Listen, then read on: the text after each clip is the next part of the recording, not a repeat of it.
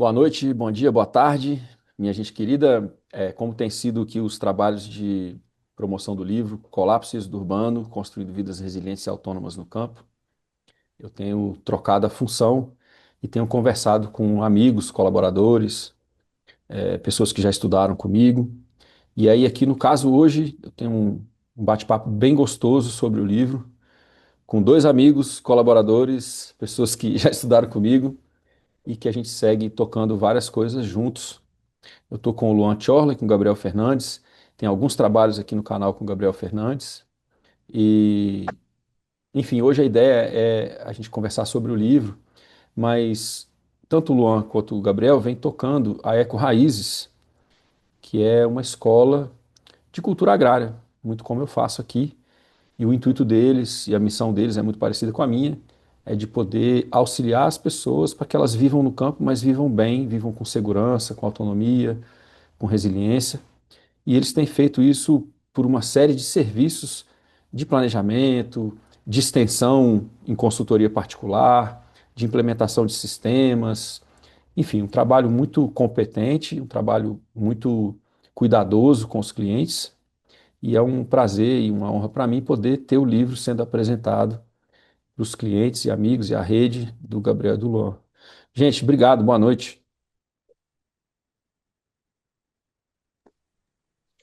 Boa noite, Eurico. Boa noite, Luan. Sempre bom estar próximo, né? Melhor quando a gente está pessoalmente, mas também pela internet faz parte.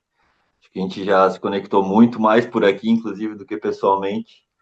Já são alguns anos conectando, na verdade, pela rede, né? Os primeiros cursos, inclusive, que eu fiz contigo e também acabei conhecendo o Luan através dos cursos com o Eurico. E é isso. Muito bom estar junto, muito bom falar sobre o livro. Lembro das primeiras vezes assim que a gente já tava com um pouco mais de liberdade assim na conversa e eu sempre te provoquei, né? Pô, e o livro? Tem que fazer um livro, né? Tu traz muitos conceitos assim de muitas pessoas, mas e o teu? Tem que trazer também.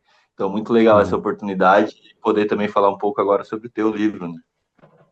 É isso, obrigado. Seu Luan, É isso aí, chegando, feliz da vida de poder estar compartilhando esse momento contigo, Eurico, com o Gabriel também, parceirão, né, de trabalho, sócio do Eco Raízes. Para mim é gratificante saber que a gente pode edificar aí amizades como a de vocês dois. É importantíssimo saber que para quem a gente dá a mão é a garantia de que tudo que a gente fizer vai estar deixando melhor o espaço, né, do que quando a gente chegou. E esse é um grande aprendizado que a gente vem tendo desde o início dessa nossa conexão. E em breve já já vamos começar a equilibrar essa daí do ao vivo e da internet, né? Já já vamos estar muito mais tempo conectados no ao vivo. Falta pouco. dia 11 agora de julho a gente tem o módulo 3, Manejo Ecológico das Águas, em Gravatal, Santa Catarina. Quem tiver interesse, dá um alô. Hein, Luan, você estava falando aí, eu lembrei daquela frase, dizem que é do Ernest Hemingway, né? Não sei se é verdade, que corre na internet, que ele fala assim, ó, que quem está com a gente nas trincheiras importa mais do que a guerra. Então, eu estou aqui feliz que eu estou em boas companhias. É Inclusive, isso. deixa eu fazer um aviso aqui, a caneca não é para vocês, tá? Tô aqui tomando um chazinho aqui e tal. Essa caneca aqui não tem nada a ver com a gente, não. É só pros namastretas, e bitluzes, gratinazes. Para quem estiver ouvindo, a gente não tá assistindo, né? Porque eu tô com a caneca aqui que tá escrito assim: Jesus te ama porque não te conhece. Até Nada. que conheço. Não, mas tá fora aqui do nosso tema aqui, porque vocês são ponta firme. Gente, vocês tiveram acesso ao manuscrito do livro mais cedo. Enfim, falta, né? Preciso fazer sempre um aviso, né? Que a Luciana Jansen tem feito um trabalho maravilhoso com a ergonomia de informação, diagramação, ilustração, que no manuscrito não tem ainda, né? Então, vocês receberam o material bruto, mas só o que foi escrito, né? Tem uma série de exercícios, tem uma série de infográficos, de imagens que ainda não estão nesse manuscrito. Então, peço desculpa aqui em nome da Luciana, porque vai ficar melhor ainda em termos de apresentação, né? A escrita não vai melhorar, porque já está revisado e já está em parágrafo. A escrita é o que está ali. Já Mas, estamos. mas assim, eu tenho recebido, né, assim, alguns comentários e já tenho aqui feito algumas conversas e parece que as pessoas têm gostado e é uma satisfação. E eu queria ouvir de vocês como é que foi a leitura. Vamos lá. Então, já que eu Pois fiz a é. primeira intervenção, vou seguir aqui com o meu primeiro comentário também. Cara, é muito legal, assim, né, ver que realmente a escrita do livro trouxe um resumão, assim, de tudo que tu vem passando nos teus conteúdos. Isso, para mim, foi muito, muito interessante. Eu até brinquei contigo, ainda te questionei, né? Tá, mas não tinha terminado ainda, como é que acaba? Qual que é a conclusão, né? E tu ainda tirou uma onda, né? Tipo assim, cara, vamos fugir para as montanhas que não tem, não tem muito o que fazer, na real. Mas a conclusão Mas, é essa, né? mas tem muitas soluções ali, né? Porque é isso, eu acho que uma coisa, assim, que é diferencial no teu trabalho, Eurico, é a questão da organização, né? Sabe, tem muita coisa que a gente realmente tem que ir lá botar a mão, né? A gente até estava brincando antes a questão aí da tua questão de luz e tal, né? Que trabalha só com placas fotovoltaicas, então, assim, exige baterias de armazenamento, 3 pontinhos. Mas isso já mostra uma falta de organização para quem, né, organizou a propriedade, no caso não foi tu, mas é isso, né? Quando a gente faz um tipo de transição, ou mesmo que a gente já vive na agricultura, já vive na propriedade, a gente precisa estar organizado minimamente para N questões. E dentro da escala de permanência, uma coisa que para mim já foi choque no meu trabalho, nos meus primeiros contatos com o teu trabalho também, é a forma de organização da escala de permanência, né? Ela é muito concreta, ela é muito coerente, ela é fácil de trabalhar a partir do momento que tu entende como funciona, o porquê cada dimensão daquela, porque ela está colocado naquela, né, naquela sequência também. E é isso, assim, acho que, cara, o livro, ele para mim, se tornou um resumo de tudo que tu já vem trabalhando. Porém, ele não é só um resumo, ele não é um resumo para a pessoa entender o que que é, mas não, ele traz tarefas, ele traz um cronograma, uma sequência de funções também, para que a gente consiga organizar tanto uma transição, né, para a área rural, quanto também para quem já está lá, sabe, que às vezes está passando por dificuldades, está precisando organizar mais a propriedade, então ele traz muitas ferramentas, principalmente, que facilitam essa organização e esse planejamento mesmo. Eu conversei com o Walter, né? Tem uma gravação aqui com ele, conversei com alguns outros, uns dois amigos que eles tiveram também o acesso ao manuscrito antes, né?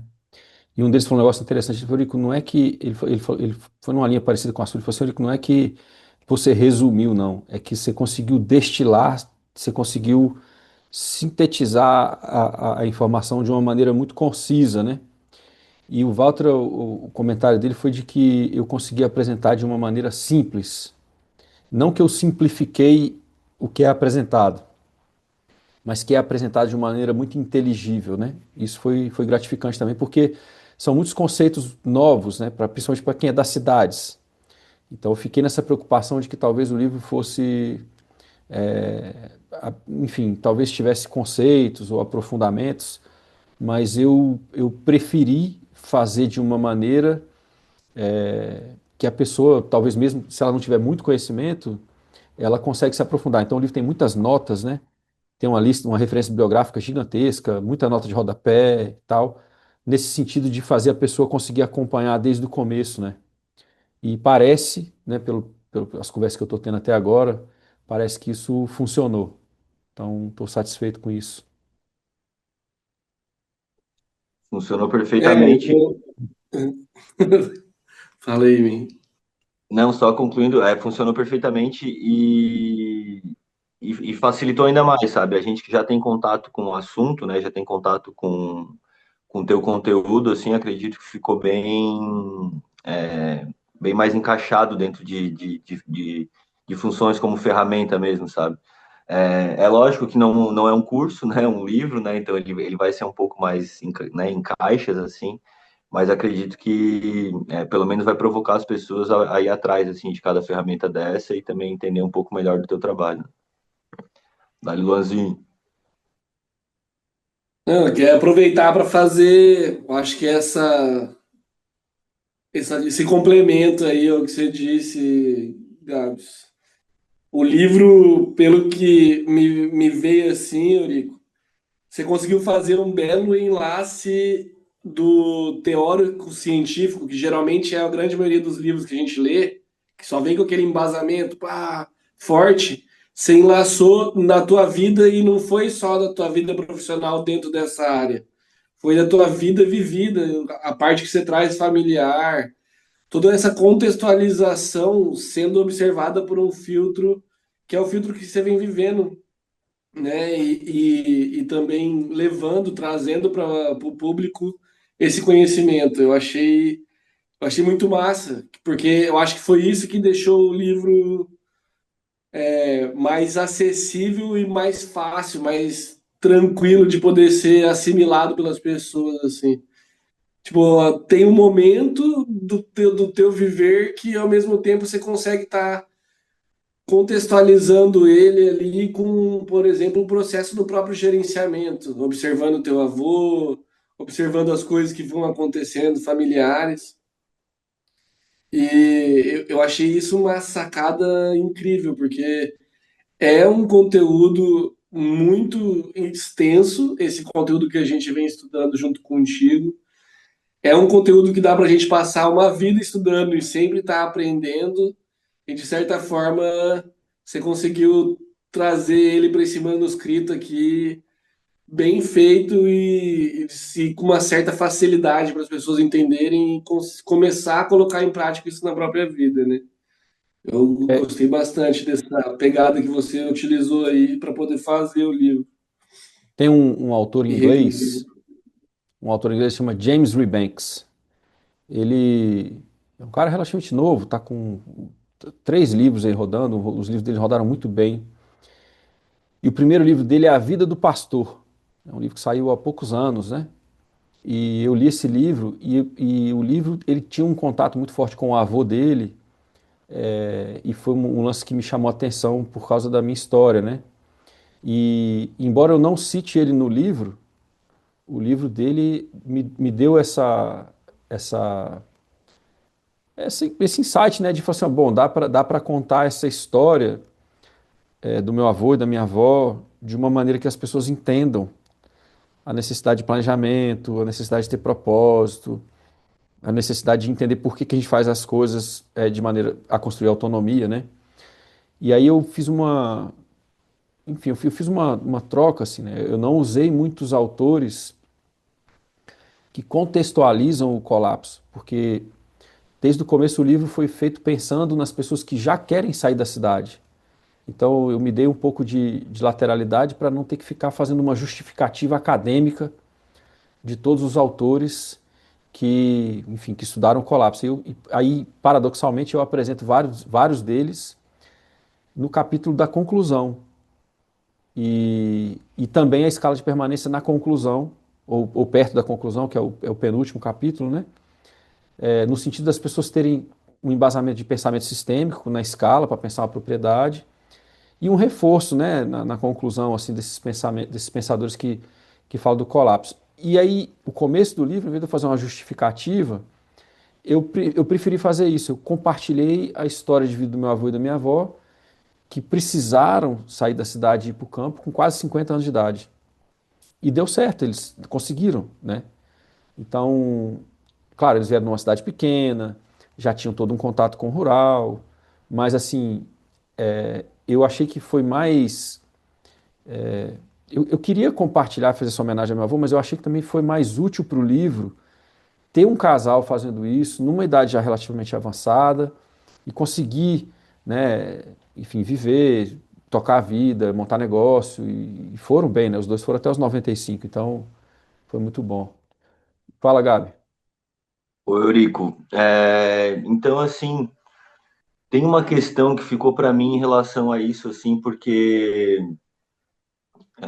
até inclusive no último encontro que a gente fez aqui em Gravatal, tu até comentou assim, né, pô, falando sobre mim, assim, que eu consigo criar uma conexão com meu filho, consigo trazer ele para a questão de algumas funções, assim, né, como fazer a compostagem, enfim, né, são várias coisas assim que eu consigo agregar. Mas ainda assim, por exemplo, eu posso trazer exemplos que eu tenho dificuldade com ele, como trazer, sei lá, para andar de skate, para surfar, são coisas que ele já não se empolga tanto.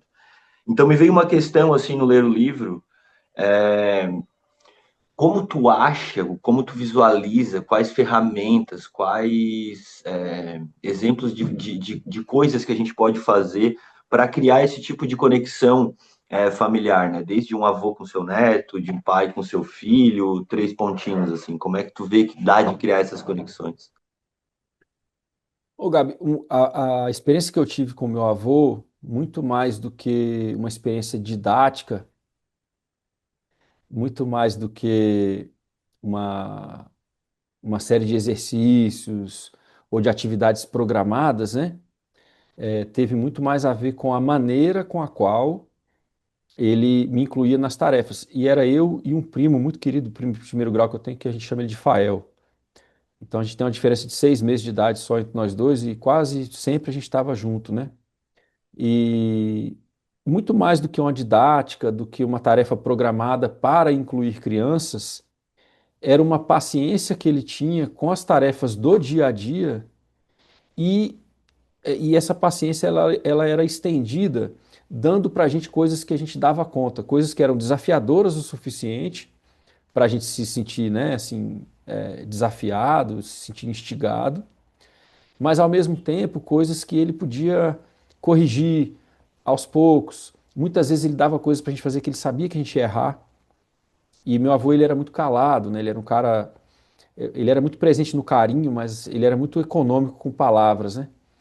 Então meu avô ele tinha uma coisa assim de conseguir esperar às vezes 30 dias, 45 dias para uma coisa dar errado, para ele falar assim, lembra que eu te falei tal coisa?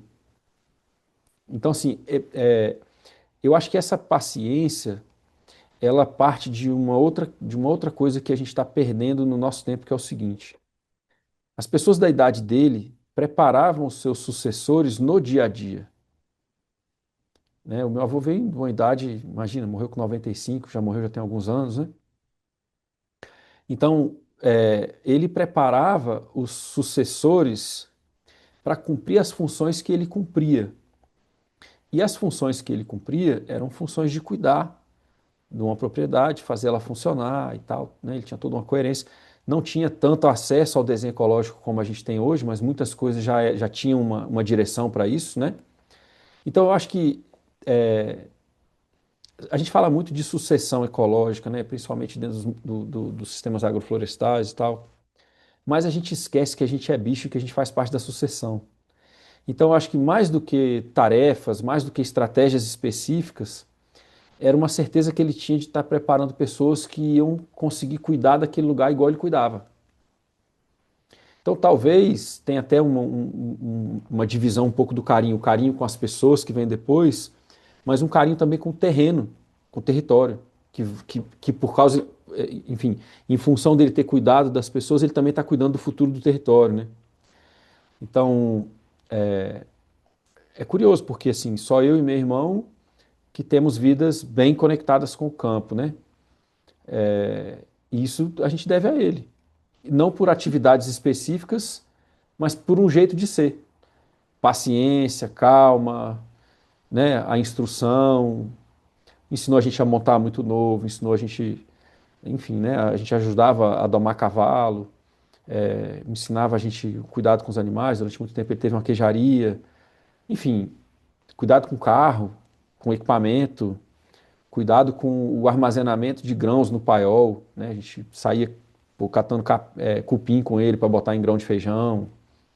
Então, assim, é, eu acho que o que o nosso tempo está faltando é enxergar o tempo de uma outra maneira. As nossas gerações, né? Eu sou um pouquinho mais velho que vocês. Eu acho que a gente está tão assoberbado por uma vida difícil, e daí vem a história do colapso, né? O nome ficou. Algumas pessoas falam, poxa, mas é um nome pesado, né? Eu falei, mas o nosso tempo está pesado, né? O nosso tempo não está brincadeira. Mas assim, eu acho que as pessoas do nosso tempo estão precisando é exatamente recuperar o tempo. A gente vive tão espremido, tão assoberbado, que nós precisamos pensar em estratégias específicas para lidar com o preparo das novas gerações, que antes era simplesmente uma coisa do afazer cotidiano. Uma criança com 7, 8 anos começa a lavar louça, começa a fazer queijo, começa a tirar leite, começa, né? É isso. E aí, Sim, e de onde vem o amor da criança com essas coisas? Porque tem algumas crianças que foram educadas assim e odiavam o campo, e tem algumas crianças que foram educadas da mesma maneira e passaram a amar o campo. A diferença está na atitude. Se você convive com uma pessoa que está sempre reclamando da atividade do campo, ela não vai gostar do campo. Se você convive com uma pessoa que, ao executar as tarefas, ela está sempre triste, assoberbada, sem dinheiro, sofrida, é provável que as pessoas não vão gostar daquilo ali. Quando eu convivi com meu avô, ele já tinha passado por várias coisas muito graves na vida. E a opção dele de ir para o campo era uma opção de busca de paz, de significância, de gratificação. Ele gostava muito da vida rural. Então, mesmo quando ele estava muito cansado, muito estressado com, enfim, conta para pagar, seja lá o que for, ele tinha noção de que aquela vida ali era uma bênção. Então, cara, isso é osmose, sabe? Isso meio que vai junto, sabe?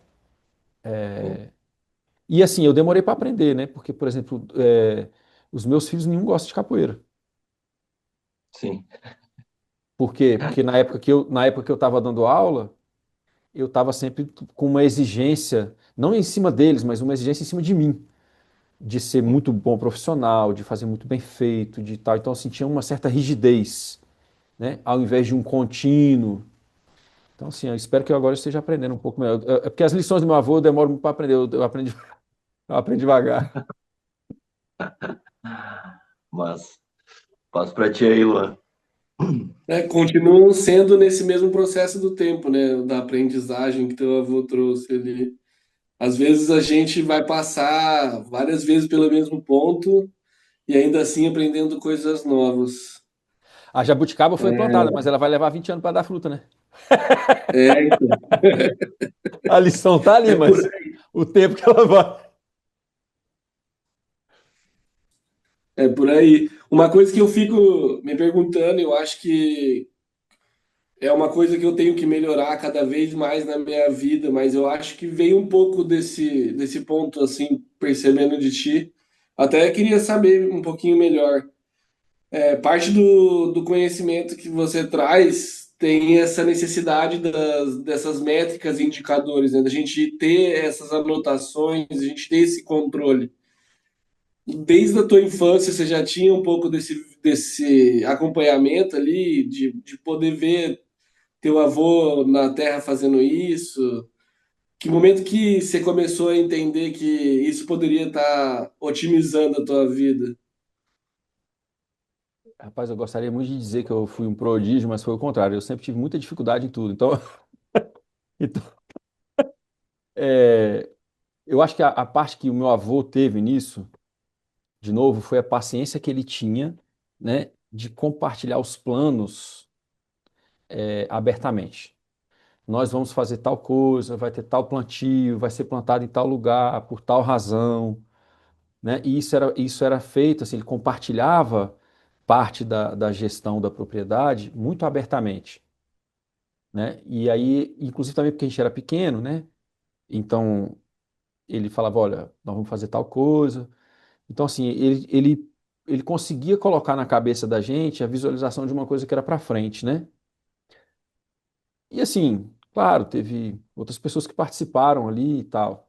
No meu caso, cara, eu sempre funcionei muito bem com muita, como é que eu vou dizer, com muita liberdade. Eu sempre funcionei muito bem num espaço de contemplação. Eu tive dificuldade para aprender a escrever, eu, né, não sabia com que mão que eu ia escrever, fiquei muito tempo tentando com as duas, tinha um certo grau de dislexia e tal. Então, assim, a coisa acadêmica de, enfim, de registro e tal, não foi uma coisa muito natural para mim. Mas ver o meu avô tomando nota, colocando as coisas em caderno, fazendo contabilidade, né, livro caixa, livro registro de funcionário, que na época era feito tudo na mão, né? Essas coisas me ajudaram muito. E, e depois, essa questão de ter encontrado o gerenciamento holístico e ter refletido sobre essa questão do gerenciamento holístico na minha própria vida, né? Eu percebi que por cultura familiar e tal, né? Eu não consegui caminhar integralmente.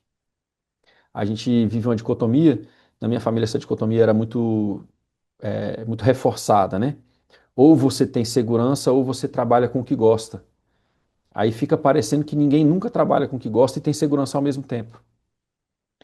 E obviamente que não é fácil, obviamente que tem desafios, né? Mas é possível, muita gente consegue. Então, ao invés de a gente treinar as pessoas para estudar as pessoas que conseguiram, né? A gente treina as pessoas a estruturar a vida delas com base no medo.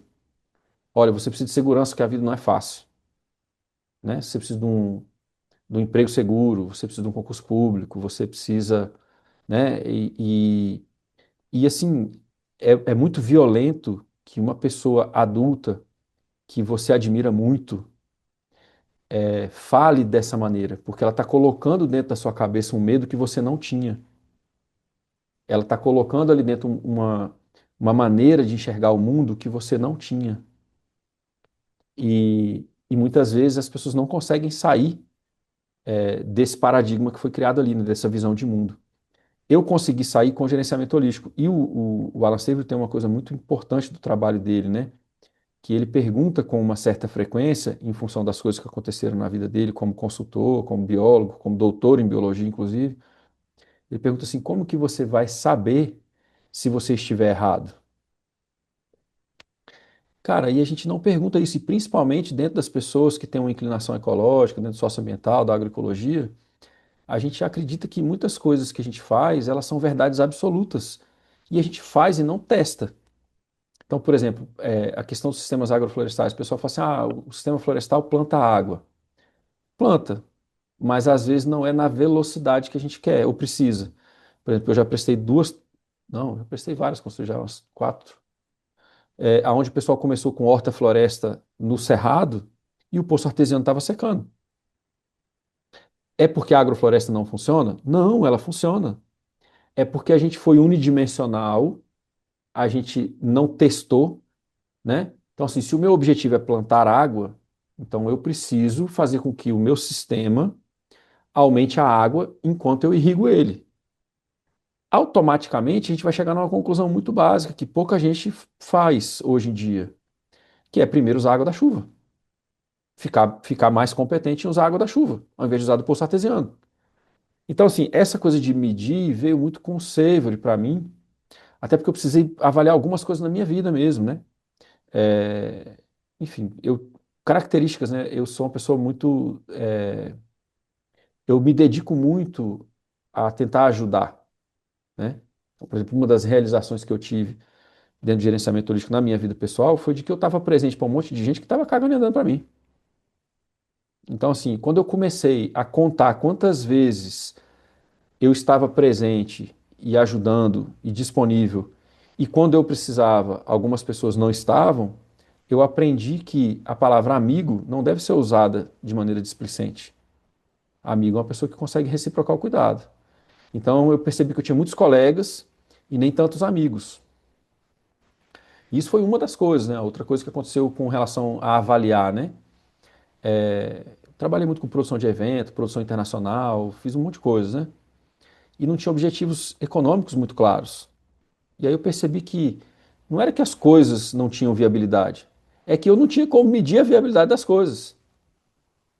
E a partir do momento que você começa a dar atenção para isso, você começa a treinar, integrar essas dimensões. Você fica melhor enfim, produzir renda, né, em desenhar coisas que tragam renda, que ao mesmo tempo melhorem o lugar e que no começo pelo menos não te firam, né, elas não vão te ferir. E com o tempo o ideal é que, na verdade, elas tornem a sua vida mais instigante, né? A sua vida afetiva, a sua vida fraterna, a sua vida ecológica e tal. Então, e esse medir, as pessoas levam logo para uma dimensão um pouco chata e científica. E não precisa ser isso, esse medir pode ser simplesmente um diário, mas um diário que tenha foco nas várias dimensões da nossa vida, para a gente conseguir avaliar os eventos os empreendimentos, as ações na propriedade rural, de acordo com essas várias dimensões. Então, eu não posso avaliar uma propriedade rural, por exemplo, só pela contabilidade. O casal às vezes está divorciando e a contabilidade está melhorando. E aí? Então, essa integralidade, ela exige algum nível de registro. A gente precisa de ter muito claro o que que a gente quer fazer no começo, para a gente poder, né, ser flexível, mas sem perder a direção. E a gente precisa conseguir no final dessas aventuras aí, né, dos testes, das coisas, saber se aquilo realmente deu certo. E eu percebo, cara, que muita gente que vai para o campo não tem isso. Não tem um objetivo claro, não sabe medir nada, não toma nota de nada. É muito à deriva, sabe? É muito na base do sonho etéreo. Vou comprar uma propriedade rural e automaticamente a minha vida vai ficar mais segura e melhor. Aí o cara chega lá e descobre que a captação de água é ele que tem que cuidar. Ele descobre que o sistema fotovoltaico é ele que tem que cuidar. Ele descobre que a cerca é responsabilidade dele. Ele descobre que se ele fizer uma horta e não tiver cerca perimetral, a vaca do vizinho entra porque ela gosta de comer repolho. Aí começa a surgir as coisas que o cara, esse cara vai aprendendo um monte de coisa. Só que vai aprendendo no susto, né? Sim. Então, assim, eu não tive um momento específico, eu tive um exemplo de uma pessoa que sonhava e tinha essa coisa de compartilhar o sonho. Tive algum tempo da minha vida em que a família, na verdade, atrapalhou, porque funcionou muito no medo, né? Tudo vai dar errado, tudo é arriscado, tudo é perigoso, o mundo não é assim, o mundo é muito difícil e tal. E tive um outro momento que eu entendi que, peraí, então tudo bem, não precisa nem romantizar e também não precisa atuar no medo, né? Dá pra gente ir testando formas de trabalhar, formas de empreender, formas de fazer a gestão e integrando essas coisas, né? E é um processo, eu ainda estou muito, inclusive estou muito iniciante nele, assim, mas é um processo que ele é bom, porque ele te torna mais capaz de pensar a própria vida, né? Beleza, que é uma ferramenta assim muito boa, muito interessante de se utilizar e que eu ainda não utilizo ela da forma correta, sei que eu tenho que O, aprimorar muito o e caderno, achei né? muito legal isso, o caderno, né? Poderia ser chamado de um caderno de campo, mas não é bem assim, né? O caderno de campo ele vem basicamente já com algumas informações a serem preenchidas, tem todo um acompanhamento ali dependendo do tipo de sistema de produção e, né, enfim, três pontinhos aí, porque vai longe também o caderno de campo, é uma ferramenta bem quadrada no final das contas, assim, né? Principalmente para quem produz orgânico. Mas de qualquer forma, assim, é uma baita de uma ferramenta e achei muito legal, assim, que tu já trouxe ela bem conceituada, assim, e ela parece que é uma baita de uma ligação, assim, né? Com a escala de permanência, com essa forma do gerenciamento holístico, de tu estar avaliando pelo menos as três dimensões, né? Ambiental, social e econômica. Então, eu já tive as ferramentas, assim, que tu traz, inclusive de planilhas. Eu cheguei a me perder no meio daquelas planilhas, porque elas ficaram bem complexas e bem completas, assim, né? Utilizei muito pouco, mas o caderno se tornou algo já mais confortável, sabe? Então, eu achei muito interessante, assim, que tu trouxe essa ferramenta como algo para facilitar o dia a dia mesmo, né? Inclusive, no começo, quando a gente conversava sobre o teu livro, ele estava mais ligado a esse caderno de campo, né? Tem uma jogada aí no meio também com esse conceito, né? Eu queria que fosse uma maneira da pessoa ter um caderno que fosse o caderno da transição e que já se tornasse o caderno de campo depois, né? E aí, enfim, a coisa amadureceu, né? Se tornou um pouco mais sóbria em alguns sentidos, né? A necessidade de apresentar o campo com mais realismo, né? Menos romantismo, assim. Mas um negócio interessante é que quando eu estava fazendo a pesquisa, eu li um livro eu esqueci o nome agora, mas é a história do pensar em papel, né? É um livro recente também. E é interessante porque por exemplo, vários pensadores, né? O John Locke, se eu não me engano, era um deles, no ano do século XVII, que já estruturava um caderno analógico com índice, com maneira de você encontrar o raciocínio ali dentro, né? Que eu acho que o método Bullet Journal traz e que foi usado ali para uma adaptação do caderno é exatamente essa capacidade de você conseguir sistematizar as notas analógicas que você faz. E eu achei isso muito bacana, Por isso que você está falando, porque assim, ó, se você pega uma pessoa que está acostumada com contabilidade, com muita planilha, ela, de repente, ela vai embarcar nas planilhas e consegue adicionar nas planilhas a dimensão social e ecológica. Beleza. Agora tem gente, cara, que nunca tomou nota de nada, nunca fez registro de nada. Poxa, para essa pessoa, como eu estava falando pro Luan agora, né? Para essa pessoa, cara, basta fazer um diário. Um diário, mas um diário, de novo, um diário que olha para as três dimensões, né? Como que a pessoa se sentiu em relação ao território, como que a saúde do território melhorou ou não, como que respondeu ou não a determinada intervenção. Aí, por exemplo, como que a nossa saúde, como que a saúde dos nossos relacionamentos respondeu a determinadas ações na propriedade. Porque o que o gerenciamento holístico me chama muita atenção é de que as pessoas fazem a gestão da propriedade e, inclusive, fazem a gestão do plano de ir para a propriedade como se elas não tivessem dentro disso. É só meta, meta, meta, meta, meta. E aí a pessoa vê que ela está atropelando várias dimensões. Na minha, assim, né, no meu tempo, na minha atuação, infelizmente, eu já presenciei alguns divórcios. E dentro dessa questão do desenho ecológico, do planejamento rural, isso é uma questão que é sabida. O pessoal antigo da permacultura lá na Austrália, eles falam muito sobre isso, né? Olha, estuda junto. O casal tem que estudar junto. Porque quando o casal não estuda junto, quando o casal não está sonhando junto, começa um puxar para um lado e outro puxar para o outro, né? Então, assim, até isso eu vi. E por que que isso acontece? Porque muitas vezes a gente não precisa andar colado, né? Não precisa andar igual gêmeo colado um no outro, mas a gente precisa conseguir fazer com que os sonhos de um e os sonhos do outro tenham um impacto positivo, tenham uma contribuição para a saúde do casal. E a gente não mede isso. E medir isso pode começar de forma muito simples, como eu falei, num diário. Poxa, eu me senti chateado com tal coisa, eu me senti, sei lá, não reconhecido, eu me senti, sei lá, o que for. Ou então fiquei muito feliz que a gente conseguiu fazer alguma coisa junto e tal. Aí você começa a olhar esses registros, o que que foi feito junto? Ah, foi um cuidado com a horta, o que que foi? Ah, foi um passeio, ah, foi um projeto que a gente sonhou junto, conseguiu fazer, a gente comemorou junto. Aí você vai descobrindo coisas que alimentam o casal. Se o casal não está sendo alimentado, os filhos também não vão estar, não vai ter sucessão. Então, assim, esse lance do caderno, cara, ele é muito revolucionário, principalmente quando a gente consegue colocar a gente ali dentro, sabe? Sim, A nossa saúde, os nossos sonhos, as nossas qualidades de vida, e a gente consegue olhar para isso de forma. E às vezes são conversas difíceis, né? É, eu, por exemplo, aqui em casa a gente tem um negócio, a gente não gosta de fazer separado, né? Tipo, por exemplo, um faz um negócio do lado de fora, o outro faz, sei lá, o outro vai cozinhar, né? Não, normalmente a gente faz assim, vamos ver como é que a gente faz, vamos ver que a gente organiza o dia para a gente conseguir fazer mais coisas junto. Porque essa coisa de ganhar tempo, ganhar tempo, ganhar tempo, a gente nunca ganha tempo, a gente só perde tempo. Porque assim, vou ganhar um tempo enquanto eu estou na horta, você está em tal lugar, depois enquanto eu estou em tal lugar, você está em tal lugar, depois. E aí o tempo de estar junto sumiu.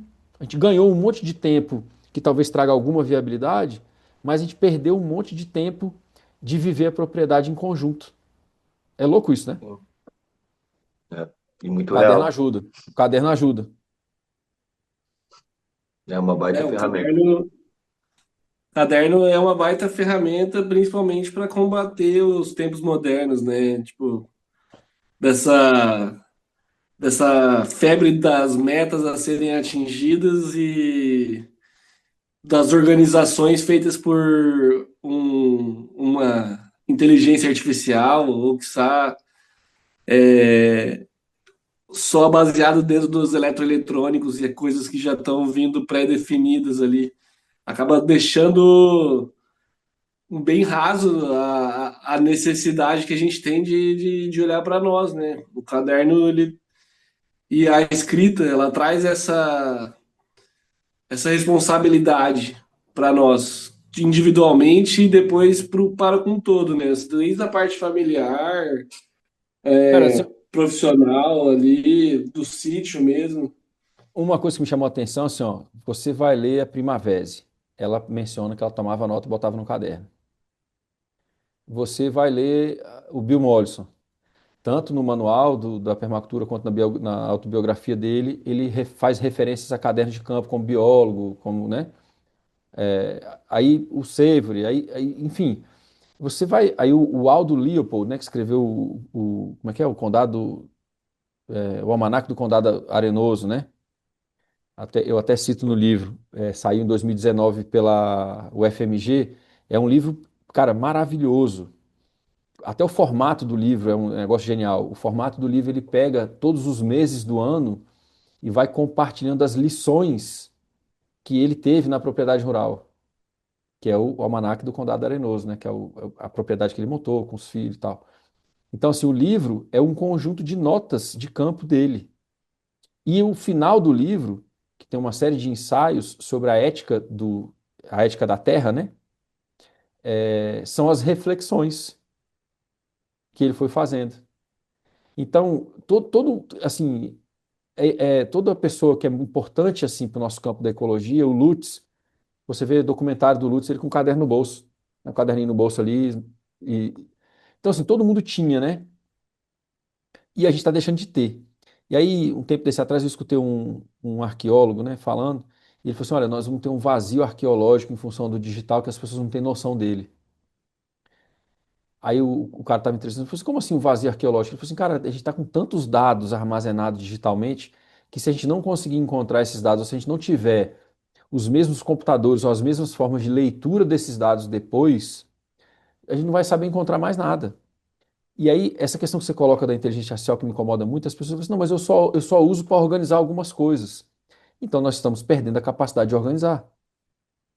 E se a gente perde a Hum, capacidade de organizar, a gente está perdendo uma coisa que, né, dentro do pensamento científico, acadêmico, é chamado de chave epistemológica. Se você não tem capacidade de organizar, você está perdendo capacidade de produzir conhecimento. Porque para produzir conhecimento você precisa organizar dados. Então, cara, é assustador. Eu fui fazer uma entrevista com o pessoal do Brasil de Fato sobre o livro. E assim, eu já vivo há muitos anos no campo, né? E eu vivo muito quieto no meu canto, assim, sempre quando eu viajo, às vezes passo para o aeroporto e tal, mas assim, normalmente eu ando pelos cantos, né? Cara, eu cheguei lá, cara, reconhecimento facial para entrar, tira foto daqui, tira foto dali, passa nas catracas, tudo com o olho. Você passa as telas seguindo sua cara, assim, ó. Pô, distópico o negócio, cara. E assim, ninguém tá questionando. Pô, aquilo é uma empresa de segurança que montou um programa que faz um reconhecimento facial. Pô, sua cara tá ali dentro. Como é que vão usar aquilo ali depois? O governo, o GovBR, teve vazamento de dados várias vezes com esse negócio de reconhecimento facial e dados pessoais das pessoas, né? Assim, dados, como é que fala? Enfim, informações que são importantes, né, que são delicadas. Pô, hackeamento, um monte de coisa. Cara, você tem uma identidade, ela tá ali, tá impressa. Ó, tá aqui minha identidade, sou eu, ó. Pronto, entra. Ah, não, tem que dar identidade, tem que tirar uma foto, vai para dentro de um sistema. Cara, eu achei aquilo assim, achei muito surreal. E as pessoas achando normal, cara. Só eu que fiquei meio bobo com o negócio. Todo mundo tava, eu olhei em volta assim, e tava todo mundo bem treinadinho assim, bem cachorrinho adestrado, sabe? Não, tá aqui a cara, não tá aqui, tá. Nossa, aqui a roleta tá aqui. Eu fui passar na roleta, a roleta não funcionava. O cara falou, não, você tem que botar a cara aí. Eu falei, mas como assim tem que botar a cara aqui? Não, aquela foto que você tirou lá já tá aqui, já agora mostra a cara aí que você passa. Eu falei, caralho. E a galera, tipo, normalizou isso, velho. sim. Sabe uma distópica que eu escutei esses dias e a hora que eu entendi, assim, fez muito sentido? Eu lembro que, sei lá, uns 5 10 anos atrás, não foi algo que me pegou. Tinha um joguinho que era o Pokémon, não sei se vocês ouviram falar. E aí tu botava esse aplicativo no celular e aparecia Pokémon nos lugares. Então tu saía andando com o celular caçando Pokémon. Ele fazia, tem um nome lá, tipo, transforma o teu ambiente e bota um Pokémon no meio. Só que o que que era? A galera ligando o celular com câmera aberta para esse aplicativo dentro de casa, meu amigo. Filmando Mostrando aquele tudo. na tua casa, como é que é teu bairro, como é que é né, tua rua, tua casa. E aí essa empresa que criou esse sistema, imagina, velho, coisa de, de maluco, assim. Os caras ficaram milionários com essas informações sendo vendidas, né? Ou seja, não era Ah, sobre o jogo, né? fazer um gancho, fazer um gancho dessa parte ainda das IAs e dessa mecanização do conhecimento, uma coisa que me acontece muito, assim, que eu paro para pensar, é o que está rolando é meio que deixa eu acertar a palavra, esvaziamento cognitivo. Eu, às vezes, vou dar umas palestras na faculdade que eu me formei, e todos os anos que eu chego nessa faculdade, as professoras que me chamam, elas pegam e falam: Ô Luan, você não tá entendendo. Cada turma nova que entra aqui é mais, vou ter que falar essa palavra, né? Mas é mais burra do que a anterior. Desde do episódio da pandemia, que a gente acabou ficando cada um na sua casa e tudo mais, e eles quiseram manter ainda o sistema educacional funcionando, a galera esqueceu e desaprendeu a aprender. E dentro desse contexto, já levando para uma das falas e coisas muito importantes que eu acredito, e eu tento me, me fincar dentro desse processo, assim, eu lembro de um professor meu é, agora eu não estou lembrando a matéria dele, microbiologia, que ele pegava e falava assim: vocês aqui na faculdade agora sabem 1 milímetro de cada coisa e depois que se formar vão estar correndo atrás de saber 1 centímetro de uma coisa só. Aí eu olhava para aquilo, eu sempre achei estranho, né? E depois que eu te conheci, que você trocou os termos e trouxe a ideia do generalismo e, e começou a fazer muito mais sentido, falou, meu, mas eu sou esse, eu consigo trabalhar com madeira, eu consigo bioconstruir, mas eu planto também e eu posso ser bom em tudo isso, né? Aí eu fiz uma pergunta até para poder tirar de ti um pouquinho mais sobre esse ponto, assim, que eu botei assim, ó, o generalismo está mais conectado com o todo do que o especialismo. É natural a gente ser generalista? E por que buscamos tanto essa especialização como humanos? O livro traz um pouquinho da alfabetização ecológica, né, e um pouquinho da questão do gerenciamento holístico. Um dos insights do gerenciamento holístico é que a natureza opera em todos e padrões. As coisas, elas são integrais, né? E a ciência cartesiana, ela precisa pegar uma parte dela para tentar estudar, para tentar derivar o todo. E, obviamente, que o método científico tem a sua validade. O problema é a gente achar que ele explica tudo e a gente cair nesse cientificismo, né? É, o que me chama a atenção, Luan, mais do que a questão acadêmica, científica, é o seguinte: todo animal é apto a prover para as necessidades básicas, né? Vários animais fazem ninho, vários animais têm comportamentos sociais e têm ali, né, um cuidado com o outro, tem, né, alguns grupos de animais que têm hierarquias e tal, mas a gente foi perdendo a capacidade de, eh, de suprir essas necessidades básicas. E eu acho isso muito alarmante. Junto com o dado que você trouxe, né? A gente tem dados científicos sobre o que você está falando sobre as novas turmas do pessoal que entra para a faculdade, né? A gente sabe que a gente está tendo pela primeira vez na história da humanidade crianças que têm o desenvolvimento intelectual, o QI, pior do que o dos pais. E historicamente a gente sempre veio melhorando. Ou seja, a tecnologia não melhora tudo. E a gente não está sabendo colocar freio na tecnologia. E é pertinente a gente falar da tecnologia porque, de várias outras espécies, nós estamos entre a que mais usa ferramentas. Então, você vai ter ali enfim, alguns animais, né, aquáticos, como é que é aquela, uma espécie de ariranha, né, que usa as pedras para comer os crustáceos. Os corvos, o pessoal está vendo que os corvos estão aprendendo a usar a ferramenta. Uma ave de rapina, que eu não sei se é o corvo ou tem uma outra ave lá na Austrália, que o pessoal viu que a ave estava conseguindo pegar graveto em brasa e botar fogo em outra área. Assustador, porque se um pássaro está fazendo isso para aprender a caçar, cara, a oportunidade que um pássaro tem de sair espalhando incêndio é muito grande, né? Então, assim, o pássaro estava fazendo isso, ele estava pegando graveto, pegando fogo num lugar e botando em outro para atear fogo e ver os calangos, as coisas fugindo e tal, para ele poder pegar, né? Mas de todos esses animais, os primatas e tal, nós somos um grupo específico de primatas que a gente não consegue sobreviver sem ferramenta. A gente vai beber água, tem um copo, vai comer, tem talher, tem prato, tudo que a gente faz é com ferramenta. Só que a gente ficou preso demais no paradigma da ferramenta e de que ferramentas sempre melhores melhoram tudo. E a gente perdeu a noção de que toda ferramenta passa por uma fornalha, passa por mineração, passa por uma série de estágios que degradam muito. E dentro da economia vigente, a gente comete esse erro e potencializa ele. Por quê? Porque nós podíamos estar fazendo ferramentas que não tivessem obsolescência planejada.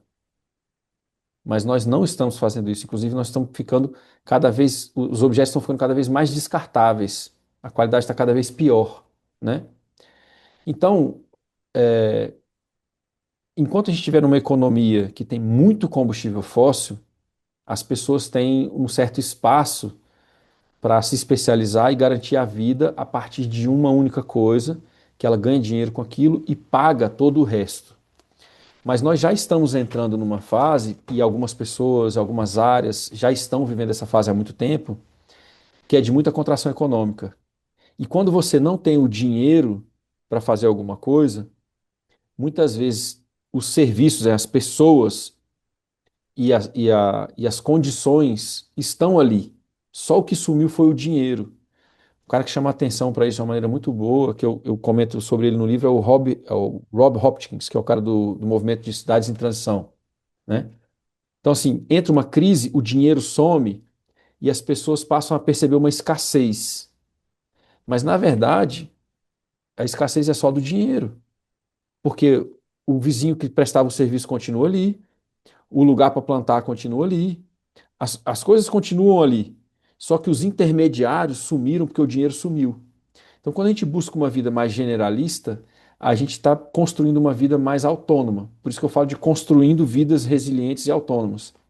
A gente precisa voltar a fazer algumas coisas, e pessoas antes da gente fizeram muito bem e muito melhor do que a gente. Por exemplo, há, sei lá, 150 anos atrás, as pessoas liam, estudavam astronomia, estudavam filosofia, sabiam construir, sabiam trabalhar com ferramenta. Então, assim, a gente era muito mais polímata, né? Era até mais do que só ser generalista, porque a gente tinha muita gente que era muito boa em muita coisa. Realmente eram polímatas, né? Pessoas muito eruditas. E o nosso tempo, que é um tempo majoritariamente influenciado pela economia vigente e pelos combustíveis fósseis, a gente acha que sucesso é você se especializar, porque isso te traz um luxo. Outra pessoa toma conta da construção para você, outra pessoa toma conta da produção de alimento para você, outra pessoa toma conta do esgoto, outra pessoa toma conta de um monte de coisa. Só que a gente já está vendo a sociedade ruir e esses vários serviços à nossa volta não estão funcionando. E se a gente não for minimamente bom em algumas dessas coisas, como você é, né? Constrói com madeira, constrói com outras técnicas, né? Consegue plantar, consegue manejar sistemas, tem um conhecimento muito bom de botânica, de identificação. Então, assim, você tem uma, para fazer aqui uma analogia pertinente, né? Você tem uma caixa de ferramentas muito ampla. Aí você recebe o feedback da sociedade de que você não se decidiu. É quase que as pessoas te tratam quase como se você fosse confuso. Ah, você não sabe o que você quer da vida. Quando na verdade não é isso. Na verdade, o que você quer é ter domínio da sua vida. Pô, eu quero saber cuidar da minha casa, fazer manutenção da minha casa, eu quero saber plantar a minha comida, saber de onde vem, saber que eu estou comendo uma comida boa. Eu quero entender um pouquinho das coisas que fazem parte do universo da minha vida. Então, se as pessoas que têm um generalismo que é saudável estão recebendo um feedback negativo, elas estão no ecossistema errado. Você procurar outro ecossistema, porque essas habilidades, na verdade, elas são valiosas. Vai Massa. lá, Gabi. É, é um pouco sobre isso, né? Eu lembro do meu pai. O meu pai não, cara, às vezes não trocava uma lâmpada. Aí ele sempre chamava a mesma pessoa que trabalhava com ele, tipo, na empresa onde ele trabalhava, né? Que era o Anésio. Então até hoje a gente brinca, né? Chama o Anésio, pai. É isso, é isso. O bicho não trocava uma lâmpada, chama o Anésio pra trocar a lâmpada. E assim, ó, E a no, gente no, procura fugir um pouco disso. no rural, isso aí tem um problema gravíssimo, né? Porque assim, ó, primeiro, muita gente está dizendo que o rural, um dos maiores desafios que a gente tem hoje são as parcerias de trabalho. Realmente está muito difícil, né? Mas aí a pessoa quer sair da cidade, quer ir para o campo, e no caminho ela não busca se tornar um generalista. Se ela tiver que chamar uma pessoa para cada serviço, para cada coisa que dá errado, o tamanho da propriedade é completamente diferente de um apartamento ou de uma casa. É um para roçar, um para cerca, um para captação de água, outro para eletricidade, outro para mecânica do carro, outro para mecânica do tratorito, outro para não sei o que, outro pra não sei o que. O cara quebra. Então, assim, duas coisas, né? Uma é a gente precisa ganhar de volta essa erudição, é uma erudição acerca da vida agrária, ou seja, você ter conhecimento profundo e prática integrada em várias áreas do campo. E a outra questão é o seguinte: a gente conseguir fazer trocas horizontais. Ao invés de um funcionário ou de vários funcionários, não que alguns empreendimentos não tem como escapar, né? Por muito tempo ainda vai ser assim. Mas na medida em que a gente consegue fazer troca, né? Que você aprende a ser útil para os outros, pô, se você faz o melhor queijo da região, de repente o cara vai vir, vai consertar seu trator e vai receber queijo em troca. Ah, meu, mas isso aí é ultrapassar demais. Não, isso é o futuro de novo. Porque, de novo, se você tiver que pagar tudo, você está lascado.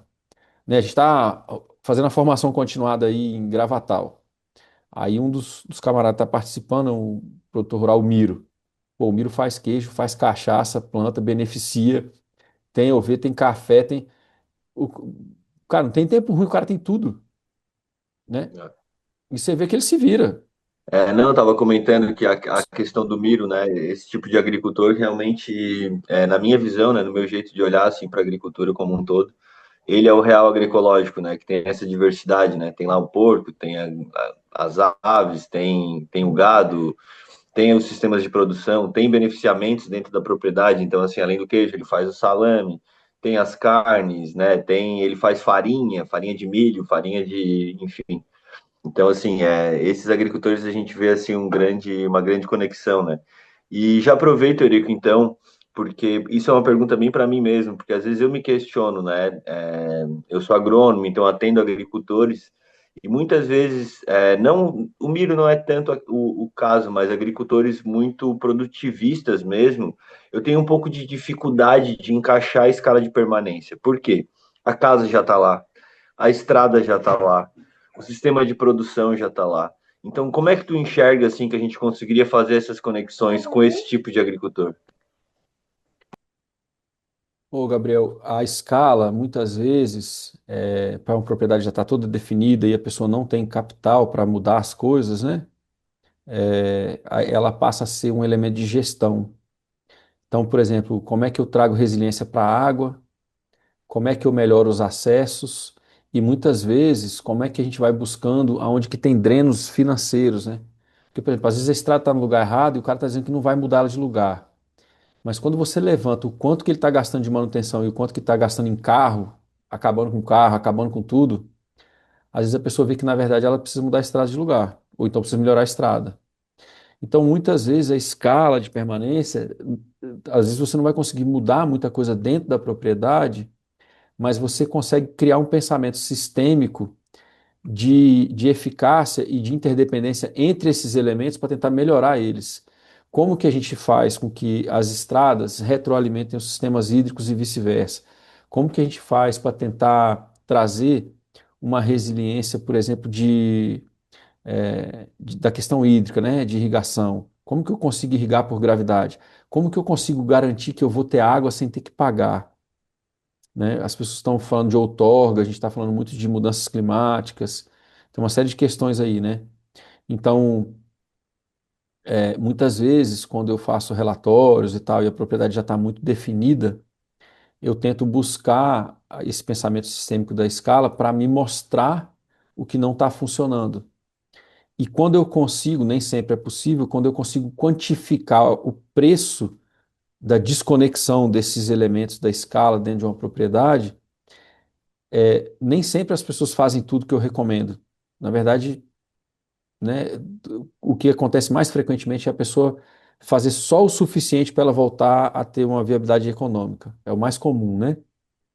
Mas quando eu apresento dessa forma, as pessoas ficam mais propensas a pensar mudanças, porque elas começam a entender que a propriedade não é uma coxa de retalho, sabe?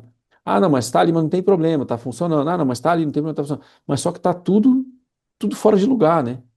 Aí você tem que pagar para a água chegar no lugar, você tem que andar mais vezes com o trator para chegar no lugar, você tem que, às vezes, fazer uma colheita e fazer um escoamento morro acima para levar para uma estação de beneficiamento.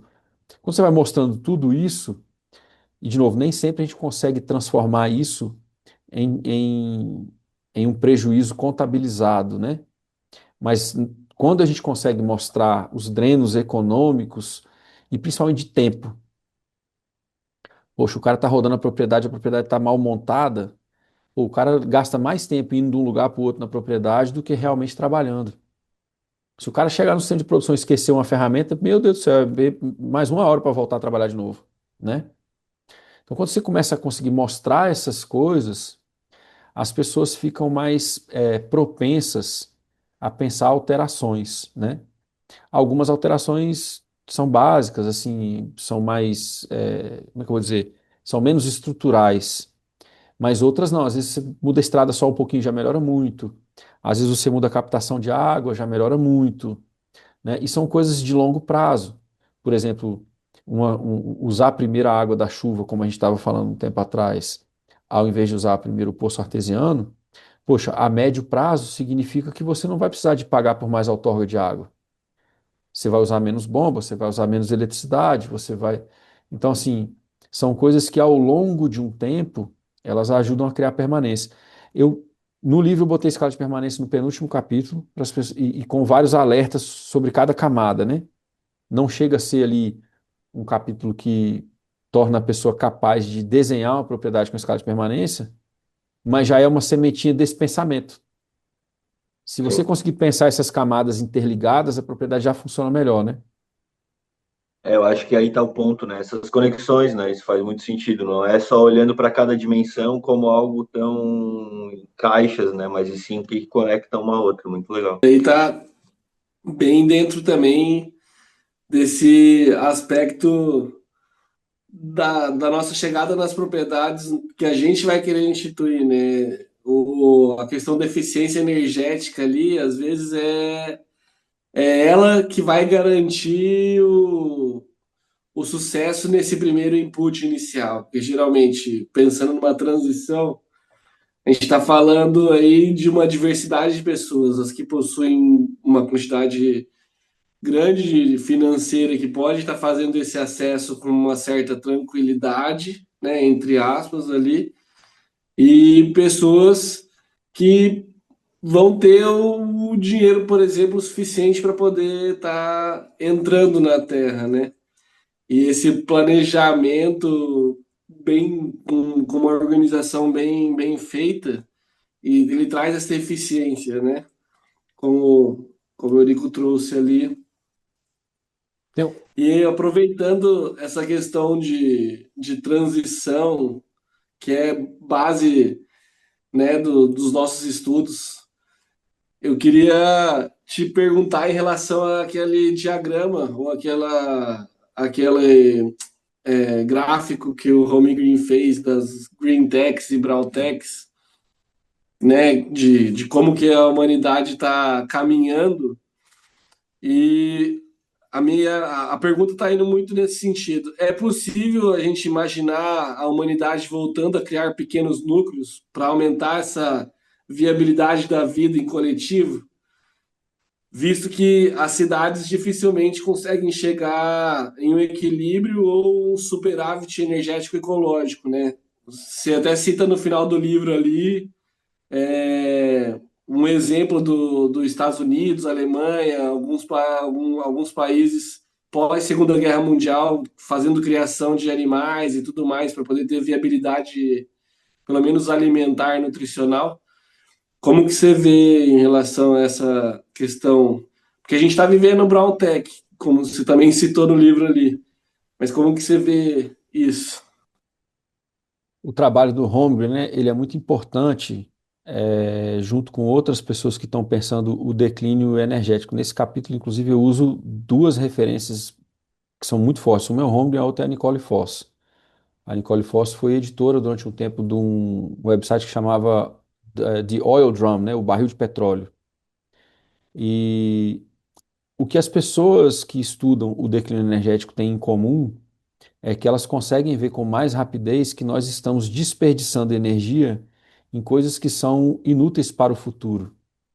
Isso me incomoda muito, né? É, aí o Holmgren ele tem quatro cenários, né? Ele escreveu, inclusive o livro chama Cenários Futuros, ele escreveu isso acho que em 2007, 2009, e o livro é uma interseção, né, da velocidade das mudanças climáticas e da velocidade do pico do petróleo.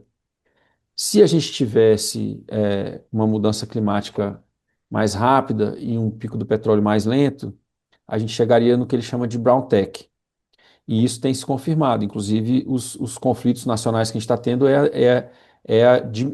vamos dizer assim, é o encolhimento da globalização e o Estado-nação tentando tomar conta de novo de um orçamento energético para manter as suas fronteiras, né, e manter a sua população sem revolta.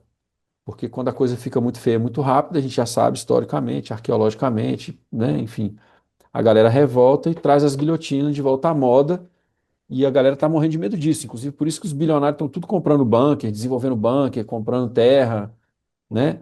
Os bilionários, os diretores gerais de empresas de inteligência artificial estão todos se refugiando. E uma das previsões possíveis, segundo eles mesmos, né, são as revoltas generalizadas. Claro que isso aqui a gente pode estar falando de uma coisa que tem, sei lá, num contínuo do tempo pode ter uma margem de erro de 50 anos. Aí todo mundo fala, pô, mas é muito tempo. Não é muito tempo, não. Porque se nós não estamos preparando para a próxima geração, a gente está perdendo essa energia em coisas fúteis. Então, por exemplo, eu não, de forma nenhuma, eu quero cercear as pessoas do ir e vir, né? Mas um exemplo, se nós tivéssemos uma cultura onde as viagens são mais longas e as pessoas fazem as viagens de barco, de trem, e a gente usa menos combustível de avião e, de repente, está usando esse combustível para fazer barragens, açudes, padronização de sistemas de produção alinhados com relevo, nós estaríamos criando esses pequenos bolsões que você citou. Só que no livro do Holmgren, ele traz, não é uma impossibilidade, mas é uma improbabilidade. A grande escala, raramente, ela fomenta ações na microescala que descentralizam poder e, decisão, e tomada de decisão. Num outro quadrante que ele tem, se a mudança climática fosse lenta é, e o declínio energético fosse rápido, nós teríamos o que ele chama de guardiões da Terra, né? Que é assim, daria tempo, porque a gente teria desculpa, é isso mesmo, declínio energético rápido e mudança climática lenta, porque nós teríamos um clima estável o suficiente para talvez não usar tanto maquinário, mas criar uma civilização agrária de novo. E a gente também não está preparando isso. Então, o que é muito provável de acontecer é o cenário que você trouxe, e ele já está sendo construído em vários lugares, que são as pessoas que estão construindo propriedades rurais, que têm um plano de subsistência sério, algumas têm inclusive um plano de produção primária, mas que esse plano é baseado em processos ecológicos ao invés de insumos. Por quê? O conhecimento, a adaptação de genéticas de plantas e animais aquilo se torna uma pequena ilha, ou eu chamo de pequeno santuário, né? Capaz de carregar para gerações futuras o conhecimento, as práticas e a genética e um território que tem possibilidade de água, de solo, de biodiversidade para gerações futuras. O paradoxo do nosso tempo é que as pessoas estão tentando atingir a grande escala para mudar rápido. E aonde a gente muda rápido é na pequena escala. É uma armadilha do ego querer resolver as coisas na grande escala. Se muita gente faz na pequena escala, a grande escala é só uma consequência das pequenas ações em rede. Então, e só nas pequenas ações a gente pode testar com rapidez o que dá certo e o que dá errado, né? Então, esses pequenos lugares, pequenas comunidades e tal, é, na verdade, são elas é que vão dar certo. E é a partir delas que a gente vai multiplicar conhecimento e outras coisas. Só que qual que é o desafio do nosso tempo? Um cara, uma família, está botando o seu tempo, a sua energia numa pequena propriedade e investindo ali, investindo em barragem de terra, investindo sei lá, estação de beneficiamento e tal. E enquanto isso, tem outra pessoa que está investindo no mercado imobiliário e a curto prazo, a que está investindo no mercado imobiliário está ganhando mais. Então, nós vamos precisar de pessoas que têm ética ecológica antes da necessidade de sobrevivência ecológica, para que a gente tenha a capacidade de multiplicar essas soluções depois. Porque algumas pessoas, enquanto conseguirem ganhar dinheiro com coisas que não têm nada a ver com ecologia, elas vão fazer isso. Esse é que é o nosso desafio. E a gente tem que ter a paz de não querer guiar a vida do outro. Ah, eu vou investir numa pequena propriedade, vou viver uma vida simples, numa casa bioconstruída, e de repente o outro cara vai virar multimilionário. Se eu for ficar chateado ou me sentir fracassado porque um cara da minha geração ficou multimilionário enquanto eu estava bioconstruindo, eu não estava bioconstruindo pela razão correta. Eu estava errado na minha vida, né? Mas infelizmente tem gente que vai fazer essas comparações, né? Então a gente tem que tomar cuidado com isso. Sim. É muito, é muito legal porque o teu livro pega nisso, né? Uma das questões, eu acho, principais, assim, no momento que a gente está vivendo, é um êxodo urbano mesmo que está acontecendo, né? E isso para a gente que é consultor, que gosta da área ambiental e que trabalha com a área rural, isso é muito empolgante, isso é muito positivo, né? De uma forma geral, mas preocupante, né? De qualquer forma, ainda é preocupante, porque falta muitas vezes alfabetização ecológica para que essas pessoas venham com o cuidado, venham com a vontade. Eu também estudei bastante para hoje poder falar, pô, hoje eu me sinto tranquilo, mas foram alguns anos de estudo para conseguir hoje também saber que, né, quais os caminhos que eu devo tomar.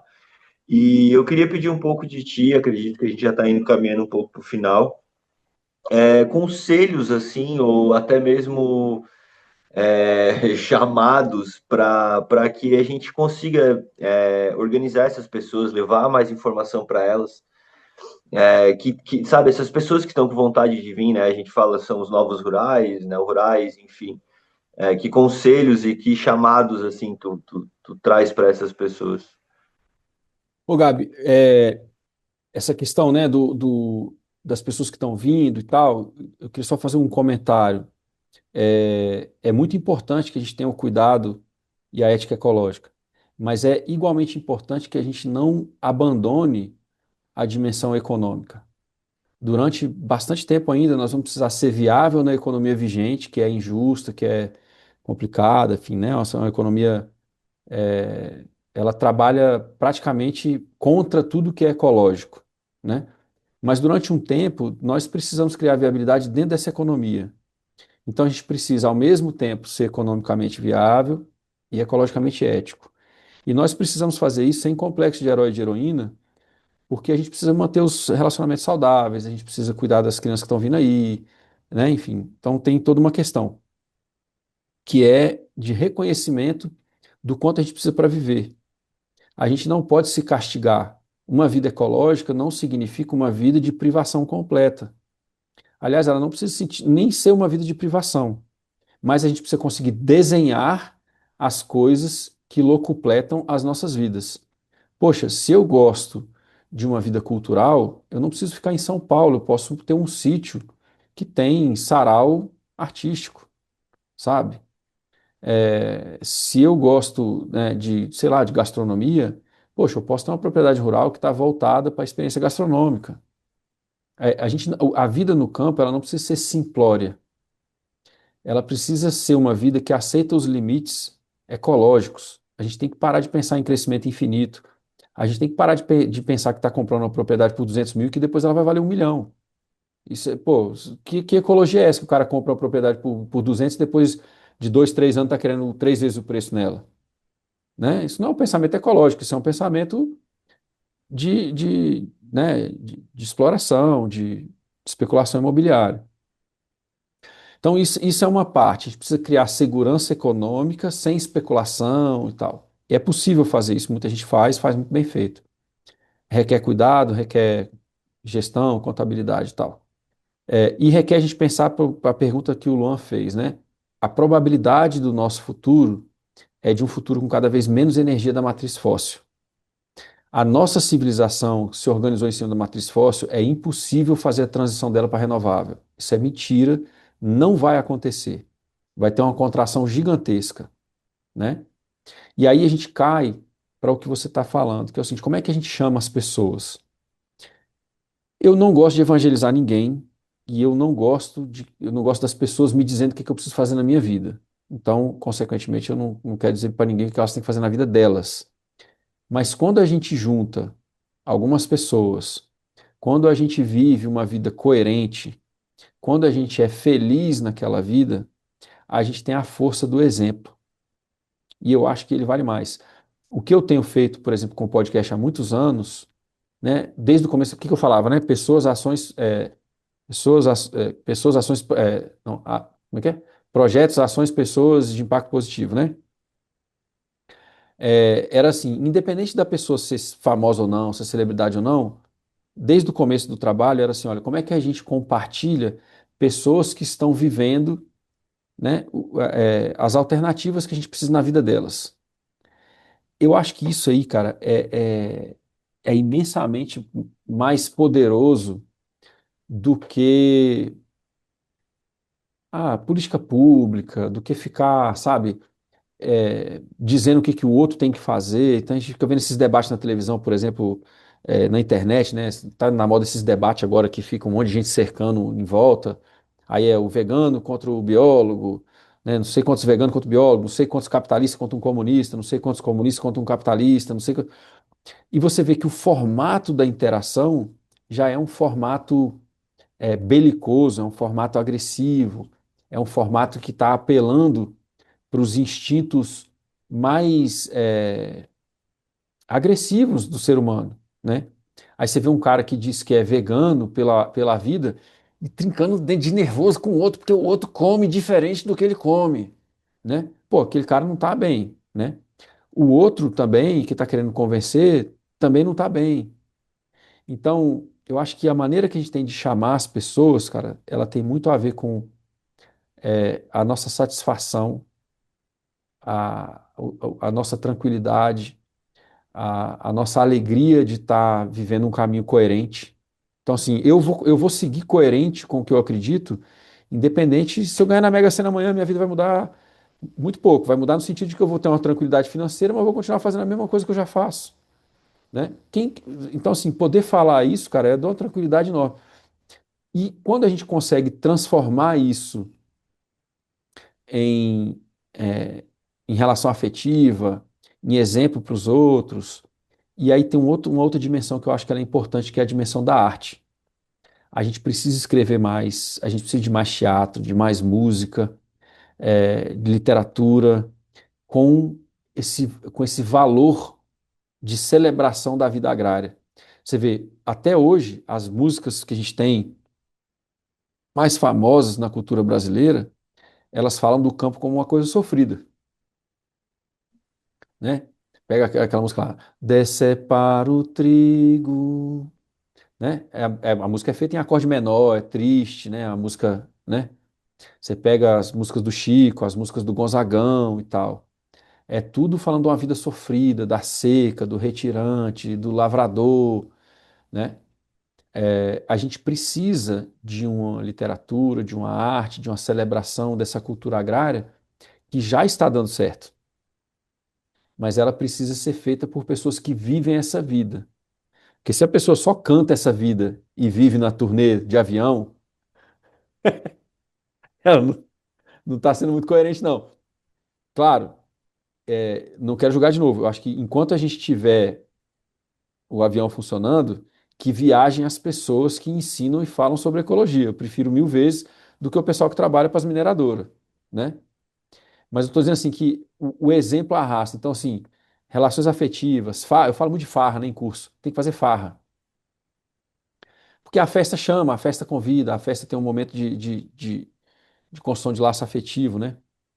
Então, eu acho assim que a gente nutrir o espaço de convívio gostoso é mais importante do que a gente ficar produzindo textos e vídeos e outras coisas para convencer os outros.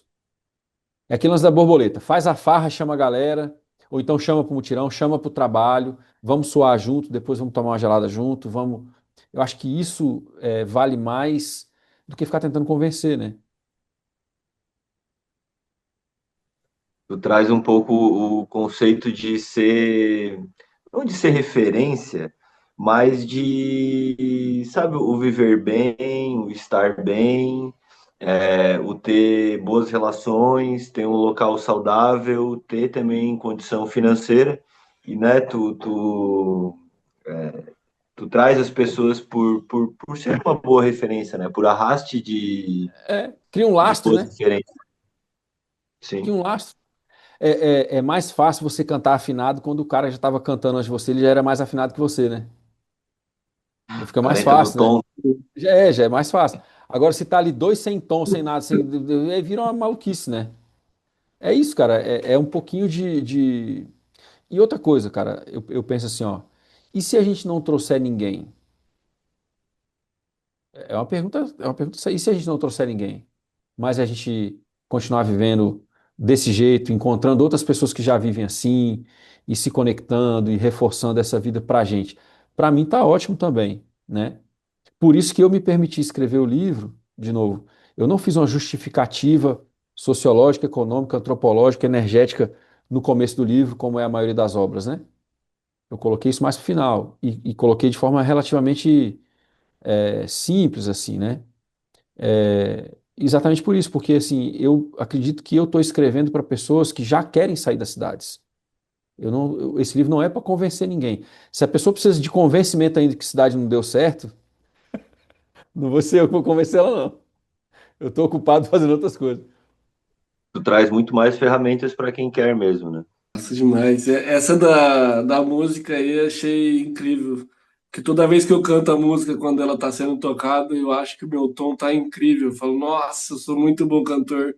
Na hora que desliga, tá parecendo um disco arranhado. Eu falo, vixe, em coletivo é sempre melhor, né? Dentro desse propósito, dessa proposta aí de É estar isso. conectado com outras pessoas e fazendo a coisa acontecer da maneira que a gente quer.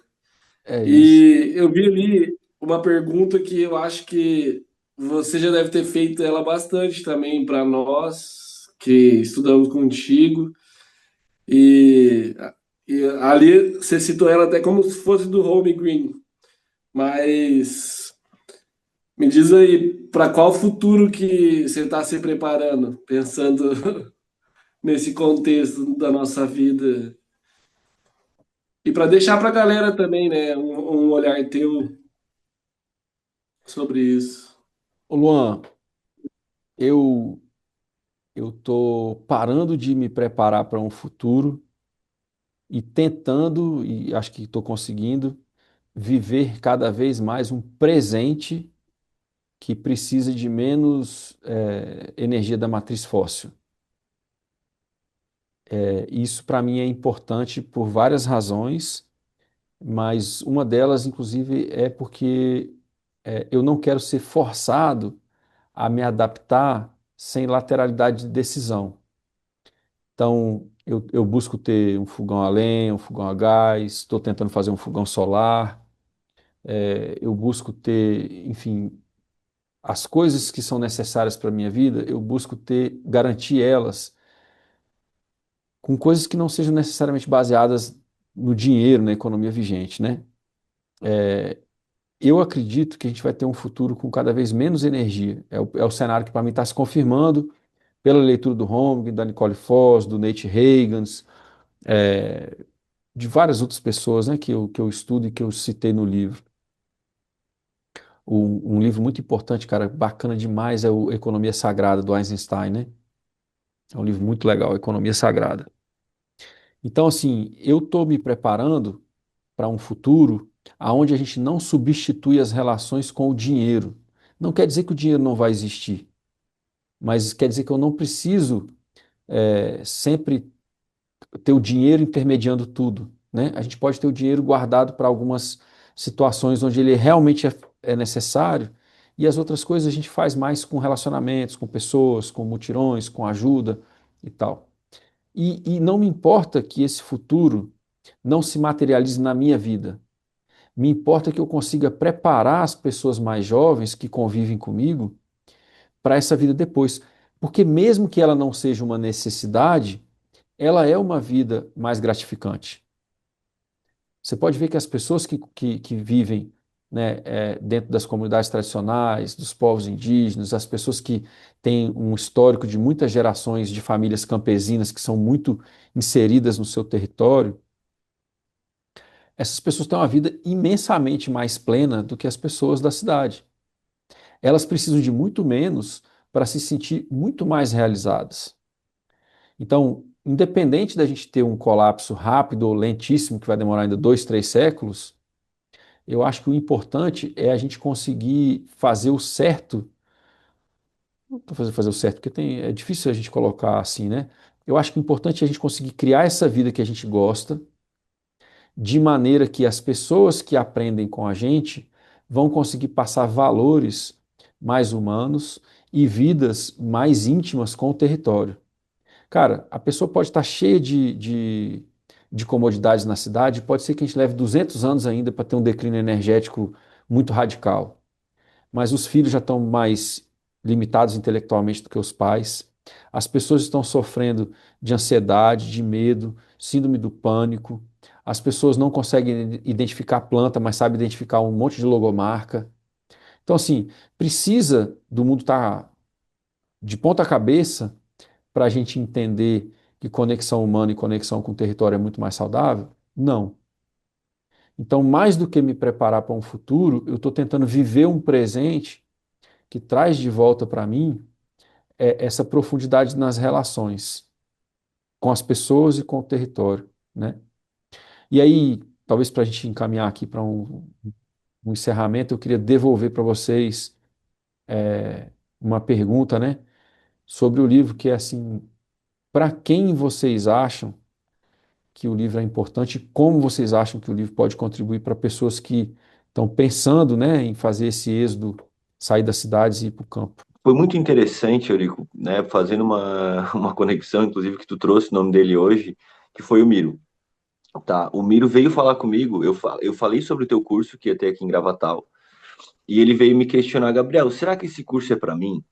Eu assim, cara, comecei a falar sobre o curso, e eu falei, Miro, cara, sempre é bom conhecimento, e o Miro é um cara muito, ele gosta muito de ir em curso, de estar presente em movimentos como esse de aprendizagem. E eu assim, Miro, eu acredito que sim, porém o curso ele tem esse olhar um pouco mais para quem está, né, querendo comprar uma propriedade, ou está fazendo a transição, ou comprou recentemente. Expliquei sobre a escala de permanência, e ele assim, Gabriel, eu vou. E aí ele veio, e é impressionante o como sabe quando tu abre caixas assim luminosas, quando cada encontro que ele tem ido, tanto para ele quanto para a gente escutando ele, né, é sempre uma caixa nova luminosa que a gente abre e ele fala e ele expande assim.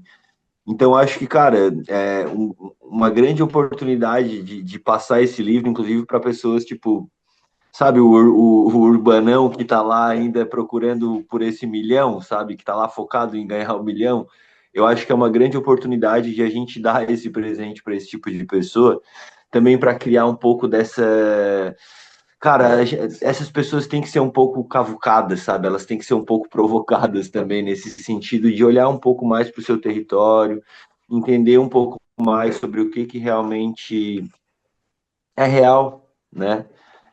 O que ela faz lá todo dia. Tem uma coisa que eu gosto de provocar as pessoas, né? O que a gente faz todo dia?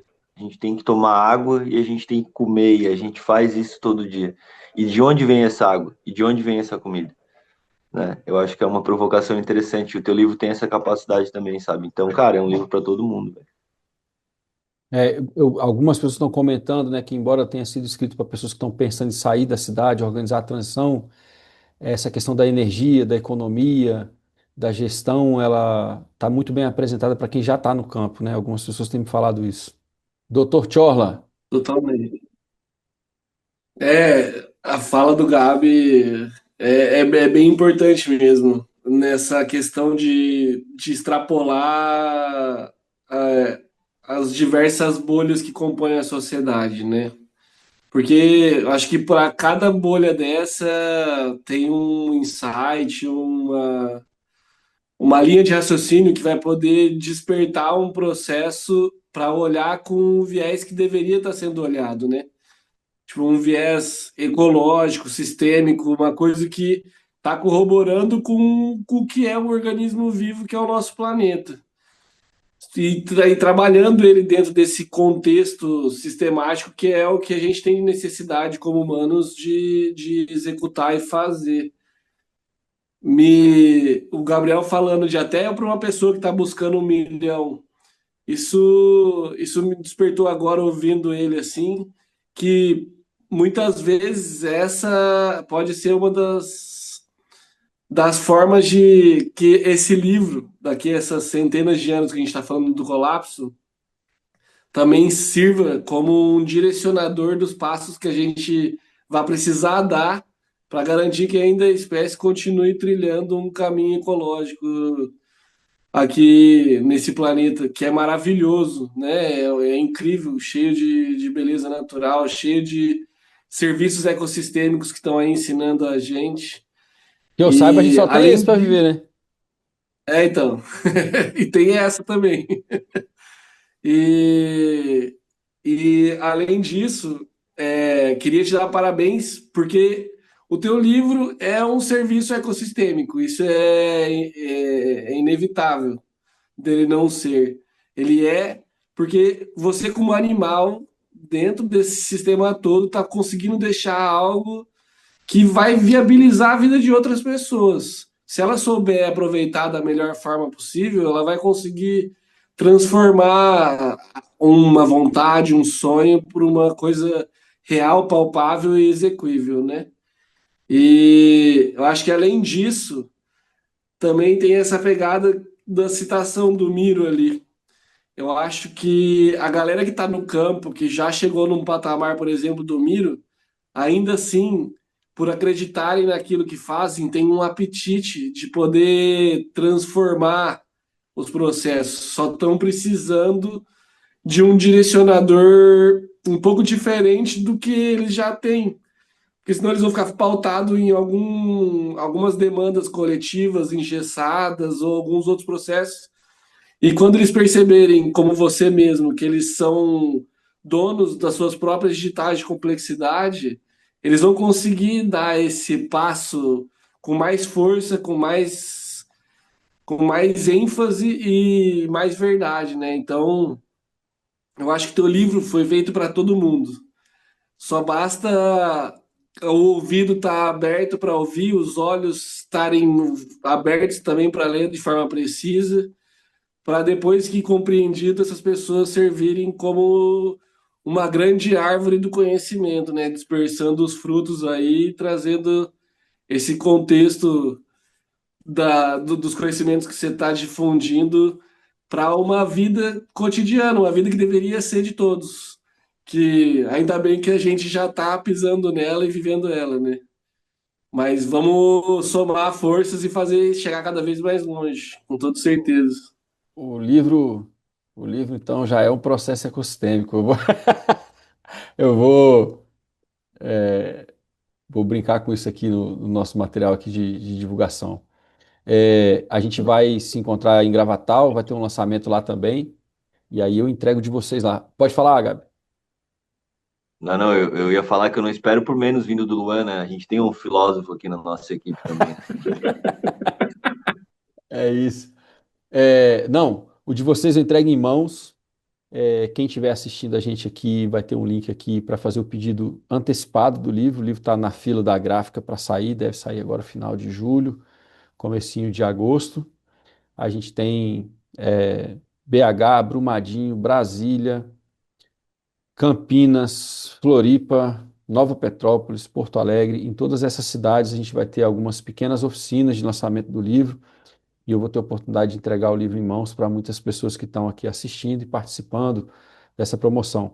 Eu gostaria muito de multiplicar o alcance do livro e o jeito que vocês têm de fazer isso, quem está assistindo e ouvindo a gente, é exatamente compartilhar esses vídeos, essas conversas que a gente está tendo sobre o livro, fazendo com que ela chegue a um número maior de pessoas. Peço muito essa ajuda de vocês, porque o livro foi feito para caminhar mesmo com outras pessoas, influenciar o jeito que as pessoas escolhem ir para o campo, fazer com que essa ida para o campo seja mais segura, mais prazerosa, mais gostosa, né? Então, conto com a ajuda de todos vocês. É, Seu Gabriel, seu Luan, muito obrigado pela leitura antecipada, o cuidado, o preparo das perguntas, o carinho com o meu trabalho. Daqui 2 semanas a gente se vê em Gravatal e coloca mais conversa em dia. Obrigadão para vocês. Abraço.